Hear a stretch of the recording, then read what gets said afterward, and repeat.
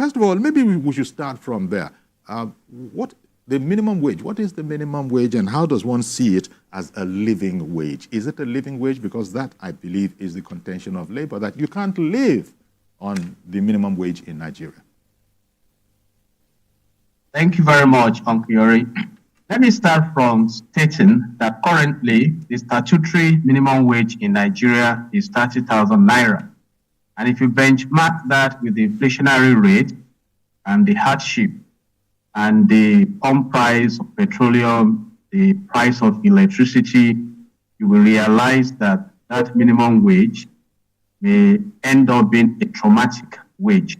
So let's now go to the grand norm, the Constitution of the Federal Republic of Nigeria, 1999, as amended.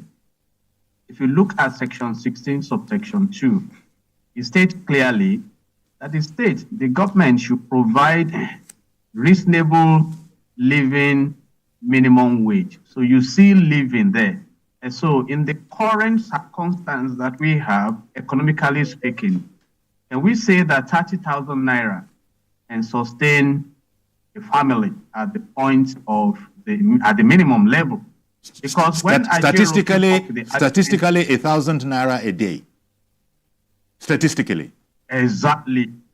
And when Ajero was pushing an argument, his argument was premised on the fact that you are considering a family, for instance, that has 4 children. So with the husband and wife, 6 children. So can 1,000 naira give life to a family of 6 today? And the question definitely is no.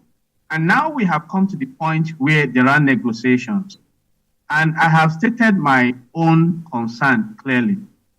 Now the labor organization is asking for 494. It was above that previously. And the government appears to be offering 60,000 naira. Let's even assume that the government claims today that, okay, we will pay you the 494,000 naira a month as minimum wage.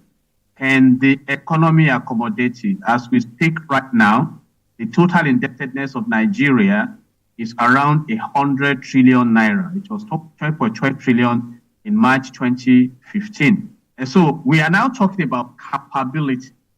And the government, beautifully so, from their own angle, came up with an argument also that the minimum wage population we are talking about, it's about 1.2 million of about 220 million citizens that we have, that if they concede to the new request, it's going to affect the others. But the big question is that, to what extent has the government been able to care for her citizens? And those are the big questions, because if you read the same section, 16 subsection 2 of the Nigerian Constitution 1999 as amended, it says that the government shall provide affordable house, affordable food, housing, care for the old, for the unemployed, for all citizens. And that is why we found ourselves now. And again, before I anchor my argument in my presentation in the interim, you have to look at the economy itself, the way it's being managed. The Constitution also says it should not be managed in a way that concentrates wealth in the hands of a few. Is that what we see? Because if you look at the wealth resources that God has given us in this nation, I am of the opinion that we should even be able to take care of West Africa, if not Africa. So you find a few manipulating our resources, because as some are weeping and crying for living wage now, what do they earn in the National Assembly? All right, then. We'll come back to that. Thank you very much, Jide, for that, opening gambit. And, Fred has been listening in studio here. Fred, I'm guessing that maybe you'd like to take an economic view at the question. Yes. Good morning, my good brother Jide. I've not seen him in a long while. And yes, and you made a very important opener with respect to issues of economics, because when you are talking about living wage, you are talking about people who go to the same market with those who earn stupendous amount of money.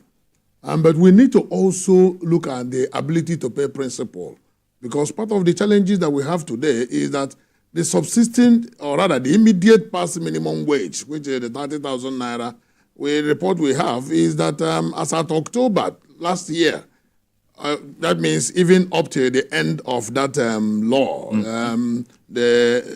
about 15 states in Nigeria have not been able to pay that minimum wage.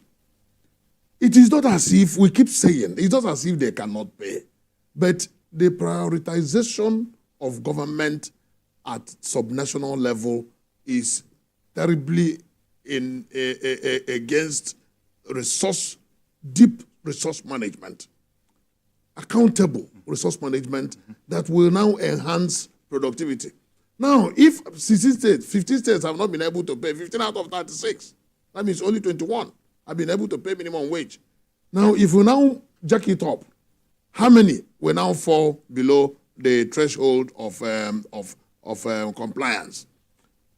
I have been of the opinion that it is a vicious cycle trying to keep on jacking up the wage, especially this concept of minimum wage. Because when you now increase the minimum wage, you look at the consequential adjustments. Because it's not just minimum wage. So many people don't understand that we are now talking about grade level 1, step 1 in public service or in civil service. If they earn as much as labor is asking for, what of grade level 17? Because there has to be a proportionate consequential adjustment up to the highest level. Can government be able to pay? That is 1. 2, can the economy sustain that? 3, inflationary trend that has been undermining the purchasing power of the people will now go sky high. What we have been advocating is that all efforts will be made to pull down inflation, provide infrastructure, provide facilities that people will have to go and pay for. Take, for example, make public schools good, make public health institutions good, and they make infrastructure that takes care of transportation good.